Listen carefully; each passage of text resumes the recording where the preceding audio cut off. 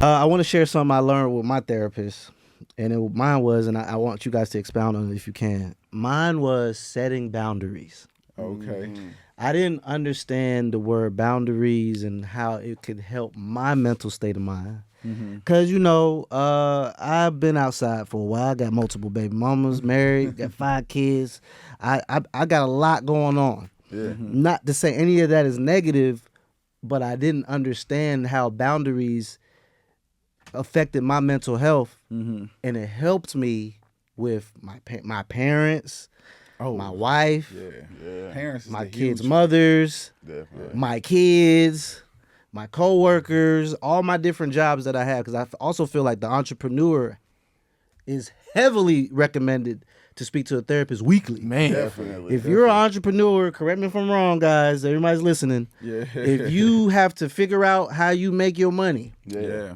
or sometimes you can have a great month and a very bad month, and you can try your best to be consistent. That's just not the entrepreneur way. Yeah. I feel like the mental health thing is very challenging because you're dealing with so much emotions, Definitely. and you have to put boundaries in place. Facts. If you do not,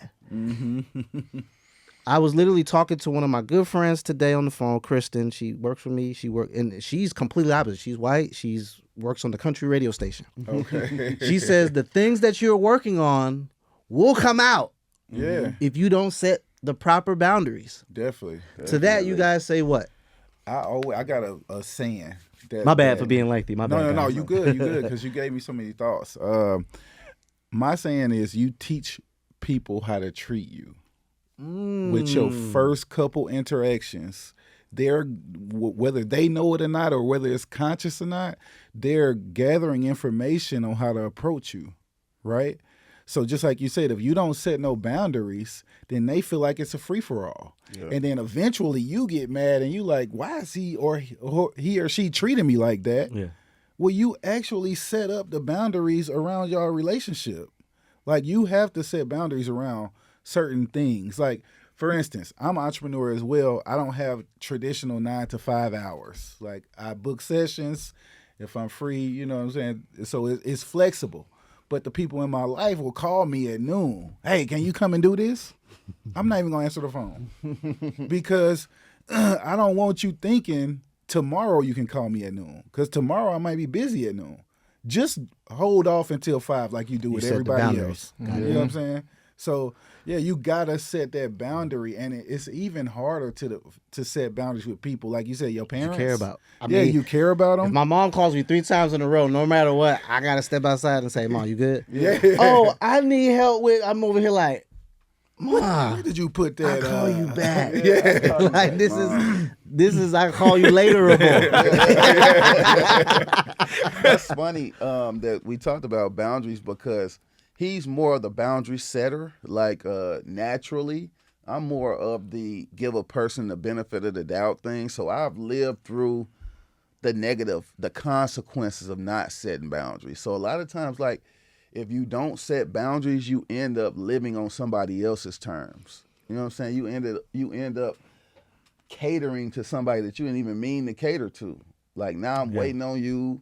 I'm on your schedule. I'm talking to you when you free. You know what I'm saying? Instead of vice versa. So it's definitely important. And it's crazy. I need y'all to call once a month. Man, we gotta work something out, man. Like, this is a healthy conversation, and I know, and I'm sorry for interrupting. I just know someone watching will be in the comments like, oh, I needed to hear this. Yeah, facts. Because once one person's comfortable speaking about their transgressions, it ignites something in someone else. So even if it's just one person, that's true. good. That's funny you said that. I was actually talking to somebody about, like, mental health and physical health is very similar. And if you ever having a hard time understanding why something is important in mental health, it's easy if you translate it into physical health, right? Just like you said, in our community, it feels like I'm crazy or something wrong with me or I don't have it under control when I'm seeking help for mental health. But if you go to a physical health facility like a gym or a spa, it's people in there that look like they work out every day, You know what I'm saying? It's people in there that look like this is their first workout in life.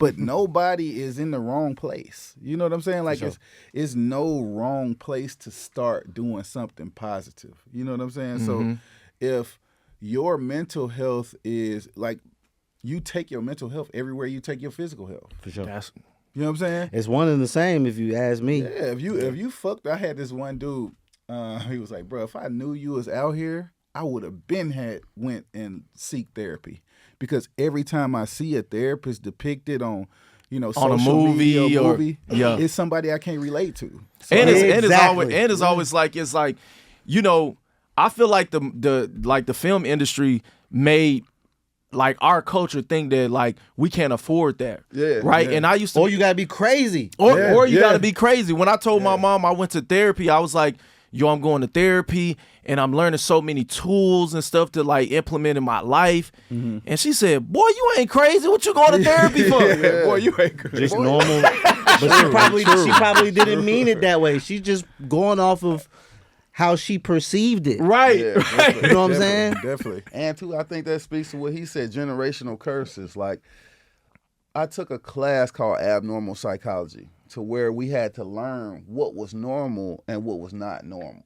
So if you see something that's happening, from your framework, if it's something that you've always seen, you're not going to think of it as abnormal. Right. So we had to take a whole class, like what's normal, what's not normal, right? So in this class, it was this study. This lady was cutting off the back of her bread. She was like, this is how we do it. This is how my grandmama did it. This is how my mama did it. This is how we do it. One day, the granddaughter was like, why are we cutting off the back of the bread? She said, I don't know. Ask mom. Ask mom. Mom didn't know. Ask grandma. Ask grandma. We finally asked grandma. And grandma said, baby, I just cut off the back of the bread because my pan was too short. I get what you're saying. It created a tradition. Got it. Right. Got it. But the tradition came from one person's need. You feel me? Right. Like, that don't even apply to us. But we still doing the traditional things. You know what I mean? And that's a good take, because I see what you're saying. It's like we go through generations after generations after generations, and I feel like the generation now is like, people will listen to what a rapper say and think it's normal, but people won't listen to a therapist and think it's normal. That's sure. another thing. Like, That's a great example, bro. a rapper is speaking his truth. You don't live that life.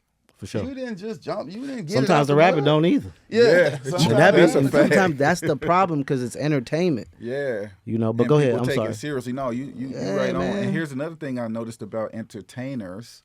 Most of the time, they pour themselves into their work as their therapy. For sure. Right? So it's like, I'm really speaking out my trauma. I'm speaking out shit that I went through, so you don't have to go through it. Not so you can go and mimic it. You know what I'm saying? Like, I don't want you to go through this stuff because I had to go through it. And it's almost like if y'all do this, for a living, when you stressed out, you come in here. That don't make sense. For sure. Like, sure. it's completely the opposite of self-care. Self-care is supposed to separate you from whatever it is. You said self-care. A lot of people don't. Yeah. I would say prioritize self-care. When in reality, that's the most important thing that you should prioritize. Your mental space is like, I never forget, man. I'm gonna say something coded because a lot of people watch the show. So, an example I would give is, someone comes home from work and they're just mad because they're coming home from work. Well, it affects the kids. Yeah. It affects anyone who's in that house. Definitely. We got to do a better job just as a people understanding when you come home and you have a family, everything that happened, we got to decompress it in a way to when you walk in that house and you smile, or before you leave the house, when you wake up, you smile. I used to be that guy. I used to get up early in the morning and be upset like, I hate waking up early, but I got to take my kids to school. And once I learned that I can control how I feel, Yeah. I said, oh. So I just started looking at the positives and everything. And I was like, man, I get to take my kids to school every day. My parents didn't have time to do that. They had to go to work. Yeah. So this is something that my kids do with me every day. And then I started implementing the gym. I started working out. Yeah. I hate working out, but I got high cholesterol. So either I'm gonna take these pills every day, or I'm gonna work out and get my cholesterol levels let down. So now I got a whole routine that I implemented with a therapist on Wednesday at 5 o'clock. Definitely. wow. So now I'm just structuring my life, but I'm keep in mind I'm 41, so I wish I knew this in 21. Right. I'm thinking of how advanced and how further on I would have been in my life had. But then again, sometimes I feel like this is my sermon. Yeah. So I kind of had to not do it so I can take it seriously. Without And a you test, have you don't got no story. testimony. Boom. You feel me? Without a test, you don't have no Y'all got to testimony. come once a month, bro. Yeah. We got to work something out. Yeah, with it, bro. this is with a it. this is a needed is- conversation this is in the important. culture. Yeah, facts. What's